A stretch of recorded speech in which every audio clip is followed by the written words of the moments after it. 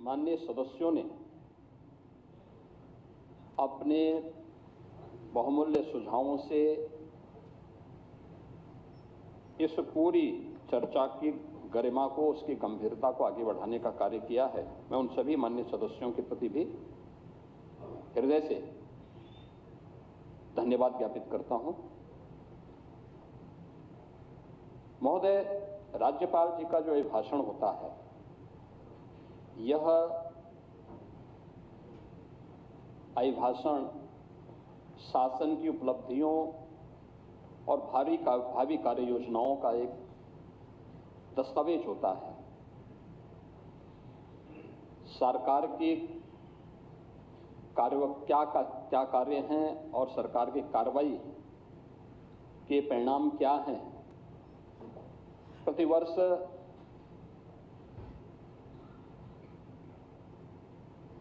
विधानसभाओं में हो या संसद में हो, राज्य विधानसभाओं में माननीय राज्यपाल महोदय के द्वारा और संसद में महामहिम राष्ट्रपति जी के द्वारा इसे सदन के सम्मुख रखा जाता है और उसी के माध्यम से सरकार की उपलब्धियों और भावी कार्य योजनाओं के भी एक झलक माननीय सदस्यों को, देश को देखने को मिलता है। मैं सबसे पहले इस बात को लेकर के कि राज्यपाल प्रदेश का संवैधानिक प्रमुख होता है और एक संवैधानिक प्रमुख के प्रति जो हमारे प्रतिपक्ष के और उसमें भी मुख्य प्रतिपक्ष का जो आचरण रहा है, संवैधानिक प्रमुख के प्रति भी और एक नारी के प्रति भी जिस प्रकार का अभद्र और अशिष्ट व्यवहार रहा है, महोदय, वह न केवल लोकतंत्र को कमजोर करता है बल्कि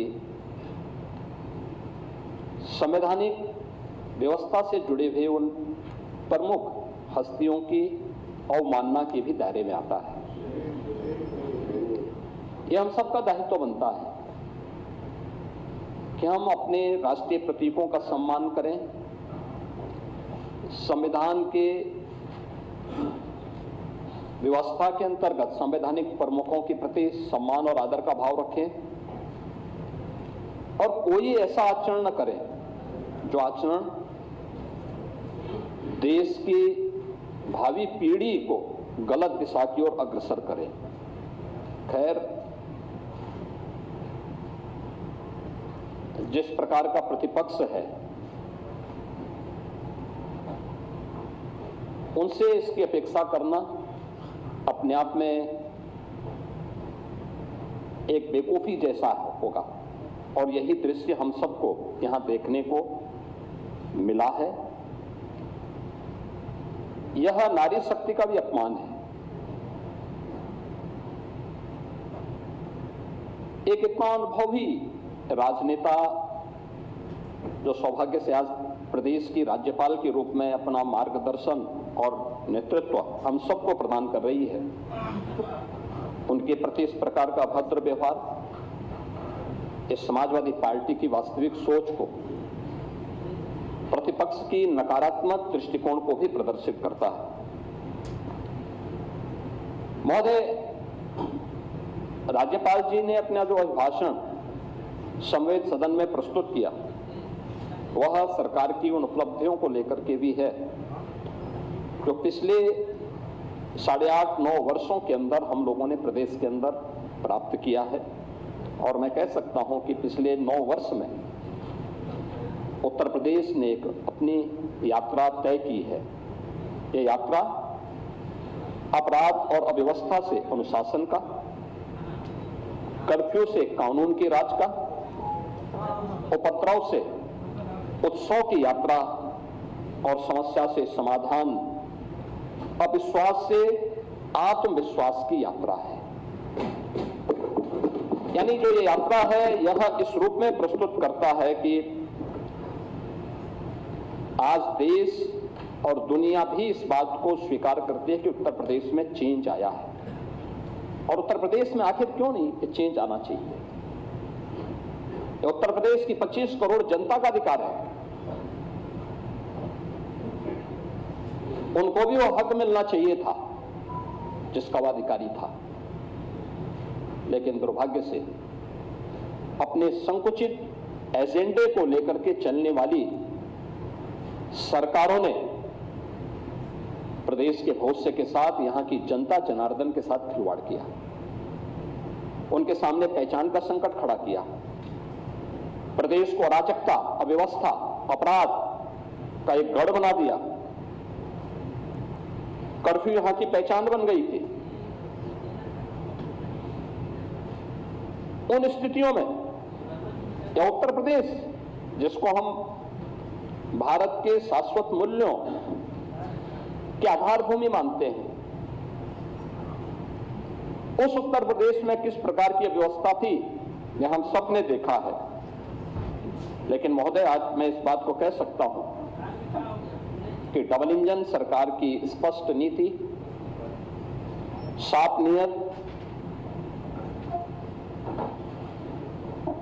सुशासन की प्रति प्रतिबद्धता के कारण आज हम लोगों ने उत्तर प्रदेश को बॉटलनेक से देश की अर्थव्यवस्था का एक ब्रेक थ्रू बनाने में सफलता प्राप्त की है। अब यूपी रेवेन्यू डेफिसिट से रेवेन्यू सरप्लस और उपद्रव से उत्सव प्रदेश के रूप में अपनी यात्रा को लेकर के मजबूती के साथ आगे बढ़ा है। और महोदय, मैं कह सकता हूं, बजट का अवलोकन आप सबने किया होगा। अब मैं कह सकता हूं कि पिछले 11 वर्ष में देश ने जो यात्रा तय की है, आज देखिए दिल्ली में दुनिया का सबसे बड़ा EI इम्पैक्ट समिट आदरणीय प्रधानमंत्री जी के कर कमलों से उद्घाटन हुआ है। 5 दिनों तक देश दुनिया के 18 से अधिक देशों के राष्ट्राध्यक्षों की उपस्थिति में यह EI इम्पैक्ट समिट चल रहा है। आज की जो इमर्जिंग टेक्नोलॉजी है, इस पर भारत का फोकस कितना ज्यादा है, कैसे अपनी वर्तमान और भावी पीढ़ी के भविष्य के साथ एक बेहतरीन योजना के साथ भारत कार्य कर रहा है। और देश के अंदर जो परिवर्तन देखने को मिल रहा है, उसी परिवर्तन की आधारभूमि हम लोगों ने पिछले 8.5 पौने 9 वर्ष के अंदर उत्तर प्रदेश को बनाया है। आज उत्तर प्रदेश के अंदर दिखता है, उत्तर प्रदेश अब टेक्नोलॉजी, ट्रस्ट एंड ट्रांसफॉर्मेशन एक त्रिवेणी बन करके देश और दुनिया के सामने उभरा है। ये त्रिवेणी हमारे लिए टेक्नोलॉजी, ट्रस्ट एंड ट्रांसफॉर्मेशन इसलिए भी महत्वपूर्ण है। हम इस बात को जानते हैं कि उत्तर प्रदेश की धरती प्रयागराज की धरती है।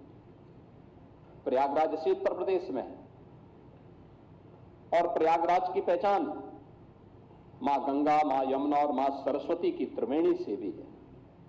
उस त्रिवेणी का एक नया रूप उत्तर प्रदेश के अंदर आज हम सबके सामने टेक्नोलॉजी, ट्रस्ट एंड ट्रांसफॉर्मेशन के रूप में आज उत्तर प्रदेश के अंदर देखने को मिल रहा है।